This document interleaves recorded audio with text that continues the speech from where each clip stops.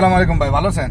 ভাই অনেক দূর থেকে আইছি আপনার লগে দেখা করার জন্য। দেখা যেহেতু হয়ে গেছে, আপনার রুম থেকে নিয়ে আইছি, এখন যাইতেছি রেস্টুরেন্টে। ইনশাল্লাহ রেস্টুরেন্টে যাই কিছু খাবো। ঘটনা হলো আমরা যে হ্যাঁ আমরা যে মানে বাপদাদার যে দোষারোপ করতে আছি, বাপদাদা আঙ্গুরে কি করছে এটা নি। আরে ভাই, বাপদাদা তো আপনারে দুইটা আল্লাহ তাআলা মেহেরবানি করে আপনার দুইটা পা দিছে, হাত দিছে, দুইটা চোখ দিছে, মাথার বিবেক দিছে খরচ করে কাজ করার জন্য। আপনাকে অত মানে আপনার শরীরে শক্তি দিছে, করি খান তো অন্তত করি তো খাইতে পারেন।